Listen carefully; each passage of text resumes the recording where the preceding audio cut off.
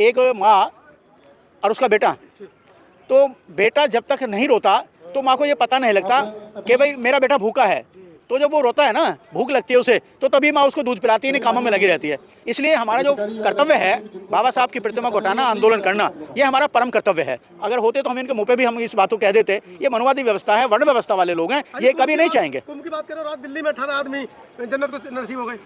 नहीं, कुंभ के बारे में देखिए मैं ये तो बताता हूँ, 3 बार तो टेंटों में आग लगी है और साधुओं की पिटाई भी हुई है, और उसमें जितने आदमी मरे हैं उसकी कोई गिनती नहीं है।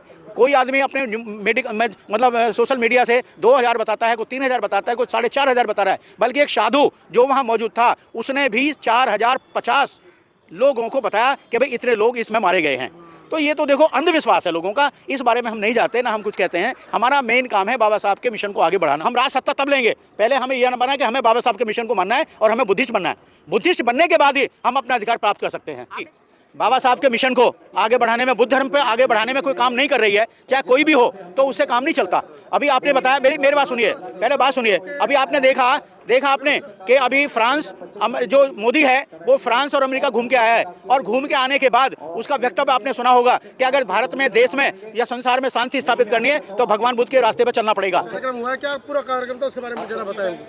देखिए, बाबा साहब द्वारा गठित संस्था है the Buddhist society of India और शेड्यूल्ड कास्ट वेलफेयर एसोसिएशन, समता सैनिक दल, उसी से संबंधित एक संस्था है डॉक्टर अम्बेडकर जन्मोत्सव कमेटी, जो प्रत्येक वर्ष 50 साल से डॉक्टर अम्बेडकर भवन से लेते हुए लाल किले से और ये शोभा यात्रा निकालती है, और बहुत बड़ी शोभा यात्रा होती है। और मैं कहूँ कि दिल्ली में अगर डॉक्टर अम्बेडकर जन्मोत्सव का महोत्सव या शोभा यात्रा होती है तो ये जन्मोत्सव कमेटी ही निकालती है। अभी मैंने अपने वक्तव्य में भी स्पष्ट किया था कि पहले नंबर पर है, और दूसरे नंबर पे Buddhist society of India Sadre में भी डॉक्टर अम्बेडकर जन्मोत्सव कमेटी, मतलब डॉक्टर अम्बेडकर जन्म के उत्सव में शोभा यात्रा निकालती है। 14 अप्रैल को होता है, और 14 अप्रैल के बाद जो संडे पड़ता है उसमें सादरा क्षेत्र बुद्धिस्ट सोसाइटी ऑफ इंडिया निकालती है, और सारे क्षेत्रों में निकलती हैं। तो ये आज जो ये फंक्शन है शपथ ग्रहण समारोह, वो उसके नई कार्यकारिणी बनी है डॉक्टर अम्बेडकर जन्मोत्सव कमेटी, उसका नया है। तो उनकी आज शपथ ग्रहण समारोह था जिसमें काफ़ी लोग बुलाए गए थे, और उसमें हम बुद्धिस्ट सोसाइटी वालों को भी इन्वाइट किया गया था। तो इसमें जैसा कि आपने बताया कि बाबा साहब बुद्धिस्ट सोसाइटी ऑफ इंडिया भी इसमें सहभागिता करती है, तो क्या मतलब झांकियाँ कहाँ कहाँ कैसे कैसे इतने सारे साहब बता रहे निकलती हैं?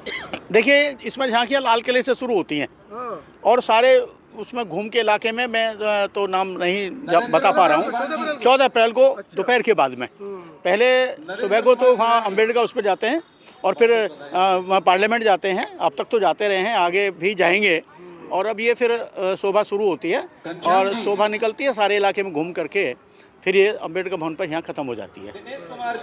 बहुत अच्छी शोभा होती है। जो बाबा साहब की प्रतिमा हटी है संसद से, उसका प्रकरण जो चल रहा था, आप लोगों ने बड़ी मेहनत की है उस पर, तो उसकी क्या अपडेट्स है, जरा दर्शकों को बताएं। देखिए, अभी उसमें हमने बहुत प्रयास भी किया था और चल भी रहे थे। इस बीच में थोड़ा सा ये चुनाव का स्ट्रेंथ आ गया और उसमें थोड़ा सा ड्रॉप हो गया है, लेकिन ये कारमा जो है आगे रुकने वाला नहीं है।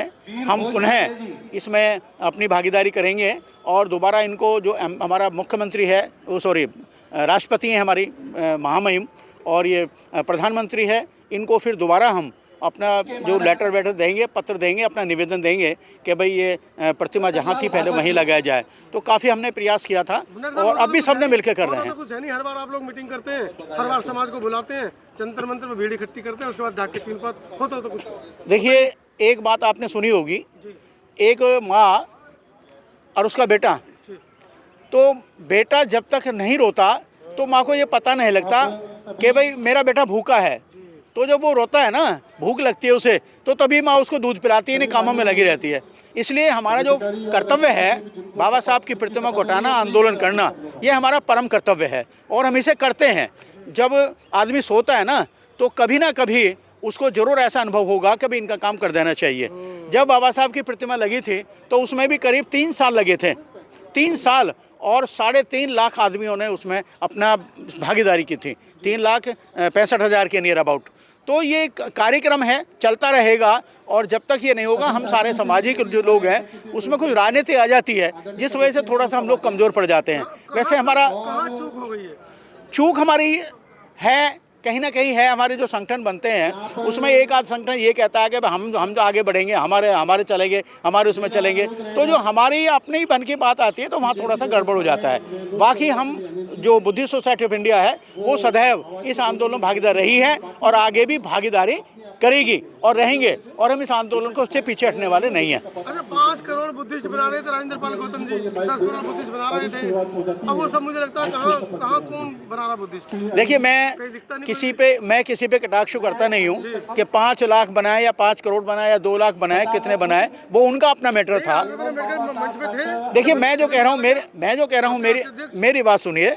हम मंच पे थे, हमने प्रतिज्ञा ली थी और उस समय हमने 2,500 आदमियों को बुद्धिस्ट बनाया था और जिनको बुद्धिस्ट सोसाइटी ऑफ इंडिया के सर्टिफिकेट दिए गए थे। अभी आपने पिछले 12 अक्टूबर को देखा होगा, 12 अक्टूबर को भी हमारा बहुत बड़ा कार्यक्रम था और वहाँ भी हमने दीक्षा दी थी, और दीक्षा के बाद फिर हमने बुद्धिस्ट बनाए थे। आपको याद होगा कि पूर्व जो हमारे मुख्य चीफ जो हमारे जज थे वो बालाकृष्ण जी आए थे और उन्होंने भी काफ़ी अच्छा बाबा साहब के बोला था। तो हमारा अपना काम है बुद्धिस्ट बनाना, हमारा अपना काम है समाज में जागरूक रखना, अंबेडकर के मिशन, बाबा साहब के मिशन को आगे बढ़ाना। अब कोई क्या कहता है क्या नहीं कहता, जो क्या कहता है क्या नहीं कहता वो अलग बात है। अगर सारे लोग जितने कांवड़ लेने जाते हैं ना, या हम महाकुंभ में गए हैं, अगर यही लोग समझ में इनके में आ जाए तो देश का इतिहास ही बदल जाएगा। तो हम प्रयासरत हैं, प्रयास कर रहे हैं। अभी आपने देखा कि यहाँ दुष्यंत गौतम जी आए थे। दुष्यंत जब उसने अमित शाह ने, जिसका बाप दादा कभी कोई स्वर्ग देखा नहीं, ना उसका बाप दादा, ना वो खुद स्वर्ग गया ना जाएगा, वो व्यक्ति जो अम्बेडकर कहता है, तो उसमें ये हमारे दुष्यंत जी जो महासचिव हैं, जो अच्छे पद पर हैं, एक वर्ड भी नहीं बोले थे, कोई भी नहीं बोलता। तो ये तो मनुवादी व्यवस्था है। अगर होते तो हम इनके मुंह पे भी हम इस बात को कह देते। ये मनुवादी व्यवस्था है, वर्ण व्यवस्था वाले लोग हैं, ये कभी नहीं चाहेंगे। कुंभ की बात करो, रात दिल्ली में 18 आदमी जन्नत को नसीब हो गए। नहीं, कुंभ के बारे में देखिए, मैं ये तो बताता हूँ, 3 बार तो टेंटों में आग लगी है और साधुओं की पिटाई भी हुई है, और उसमें जितने आदमी मरे हैं उसकी कोई गिनती नहीं है। कोई आदमी अपने सोशल मीडिया से 2,000 बताता है, कोई 3,000 बताता है, कोई 4,500 बता रहा है। बल्कि एक साधु जो वहाँ मौजूद था उसने भी 4,050 लोगों को बताया कि भाई इतने लोग इसमें मारे गए हैं। तो ये तो देखो अंधविश्वास है लोगों का, इस बारे में हम नहीं जाते, ना हम कुछ कहते हैं। हमारा मेन काम है बाबा साहब के मिशन को आगे बढ़ाना, और जब बाबा साहब का मिशन बढ़ेगा, अभी हमने एग्जाम्पल भी यहाँ दिया था कि बाबा साहब ने 1935 में ये घोषणा की थी।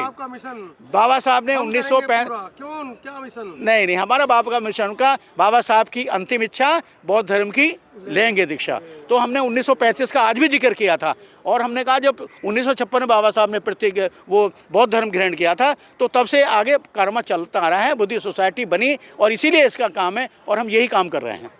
क्या संदेश देना चाह रहे हैं?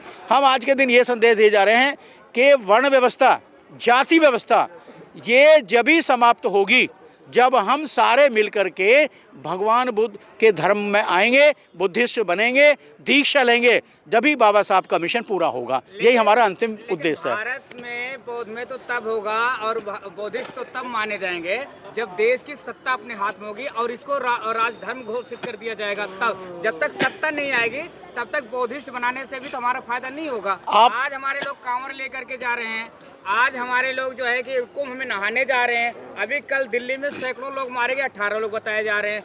कुंभ में जो है कि लाखों मारे जा रहे हैं, वहाँ पे 30, 50, 100, 200, 500, 1000 में गिनती कर रहे हैं। ये मरने वाले आखिर कौन लोग हैं? ये तो सारे हमारे ही लोग हैं ना। हम नहीं समझा पा रहे हैं अपने लोग को। ऐसा क्या करना चाहिए जिससे हमारे लोग मरने से डरें बल्कि सत्ता के लिए लड़ें? इसके लिए हमें देखिए, क्या प्रयास करना चाहिए? इस बारे में आपको कहना चाहूँगा, याद दिलाना चाहूँगा आपको।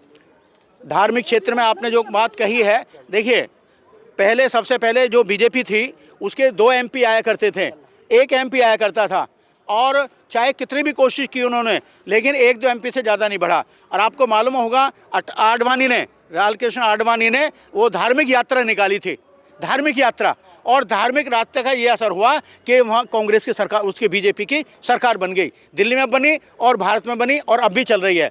तो ये मत कहिए कि राज सत्ता जब आएगी, राज सत्ता धार्मिक पहले है, पहले धार्मिक क्षेत्र में अगर हम सब इकट्ठे होंगे तो हम राज सत्ता प्राप्त कर सकते हैं। एक बात मैं आपको बताना चाहूँगा, जितने भी हम लोग हैं, जितने भी शेड्यूल कास्ट लोग हैं, आप अपने राजनीतिक इतिहास में आप अपने उसमें बुद्धिस्ट लिखा देंगे तो हिंदू की संख्या कम होगी, ये हिंदू अपने आप कांप जाएंगे। हम राज सत्ता तब लेंगे, पहले हमें यह न बना कि हमें बाबा साहब के मिशन को मानना है और हमें बुद्धिस्ट बनना है। बुद्धिस्ट बनने के बाद ही हम अपना अधिकार प्राप्त कर सकते हैं। आपने बिल्कुल सही कहा कि बीजेपी की कभी 1 और 2 सीटें आया करती थी, लेकिन आरएसएस की जितनी शाखाएं हैं उन्होंने पूरा जोर लगा दिया कि हमें भारतीय जनता पार्टी को हिलाना है। तो हमारी संस्थाएं क्यों नहीं बसपा के लिए आगे आती? अगर वो भी जोर लगा देंगे तो हमारा बौद्ध धर्म, जैसे आज हिंदूकरण ये कर रहे हैं ना, तो हमारा तो बौद्ध धर्म अवश्य फले फूलेगा। आपको ये भी पता है जब उत्तर प्रदेश में मौका मिला तो बौद्धों को ही आगे बढ़ाने के लिए बसपा सरकार ने काम किया था। हमारी संस्थाएं क्यों नहीं ऐसा करती? अगर वो अपनी पार्टी के लिए कर सकते हैं सारे संगठित होकर के, तो हमें भी तो चाहिए ना। नहीं, देखिए, मैं यहाँ किसी पार्टी पे ना तो उसकी आक्षेप करूँगा और ना मैं उस पार्टी की बात करूँगा। मैं किसी पार्टी की बात नहीं करता, लेकिन जो पार्टी बाबा साहब के मिशन को आगे बढ़ाने में, बुद्ध धर्म पे आगे बढ़ाने में कोई काम नहीं कर रही है, चाहे कोई भी हो, तो उससे काम नहीं चलता। अभी आपने बताया, मेरी बात सुनिए, पहले बात सुनिए। अभी आपने देखा आपने कि अभी फ्रांस, जो मोदी है वो फ्रांस और अमेरिका घूम के आया है, और घूम के आने के बाद उसका वक्तव्य आपने सुना होगा कि अगर भारत में, देश में या संसार में शांति स्थापित करनी है तो भगवान बुद्ध के रास्ते पर चलना पड़ेगा। तो इसलिए आपको चलना पड़ेगा और उसको मानना पड़ेगा, तभी हम आगे बढ़ सकते हैं।